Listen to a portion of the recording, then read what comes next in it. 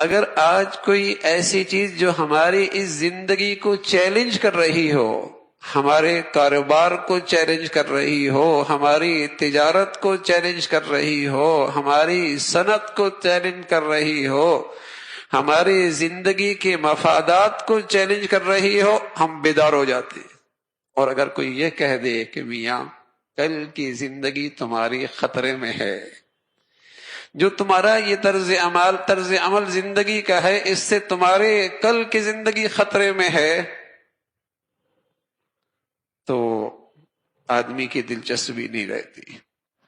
آدمی کی دلچسپی نہیں رہتی تو میرے عزیزو،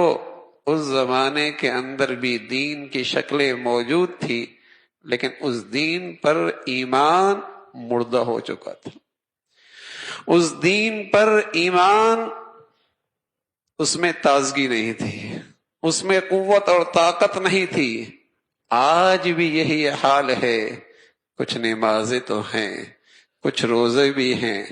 کچھ حج بھی ہیں، لیکن آج اس دین کی حقیقتوں پر یقین نہ رہا، ایمان تازہ نہ رہا، جس کا نتیجہ میرے عزیزو یہ ہے کہ آج ساری دلچسپیاں اس زندگی سے ہیں، کل کی زندگی سے دلچسپی کوئی نہیں، بات سننے کا جی بھی نہیں چاہتا۔ اس زندگی کے مفادات کے تذکرے ہوں، یہاں کی زندگی کے ترقی اور خوشحالی کی باتیں ہوں، بہت دلچسپی ہے، اس لیے کہ یہ چیزیں مشاہدے میں ہیں، نظر آ رہی ہیں، لیکن کل کی زندگی ایک حقیقت ہے۔ کل جنت کا راحت و آرام ایک حقیقت ہے، کل جہنم کی رسوائی ایک حقیقت ہے، اس دین کی حقیقت ہے، لیکن چونکہ اس پر ایمان مردہ ہو چکا ہے، اس میں جان نہ رہی، اس لیے اس پہ یقین نہیں،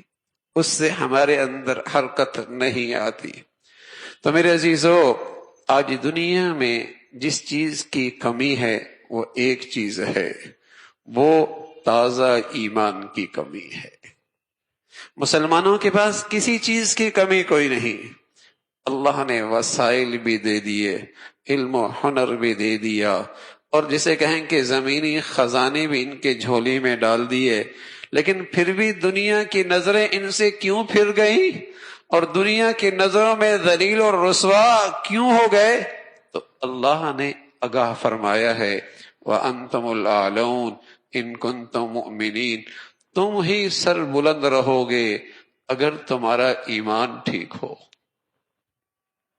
وَأَنْتُمُ الْأَعْلَوْنَ إِن كُنتُم مُؤْمِنِينَ، تم ہی سرخرو ہو جاؤ گے، تم ہی سر بلند رہو گے،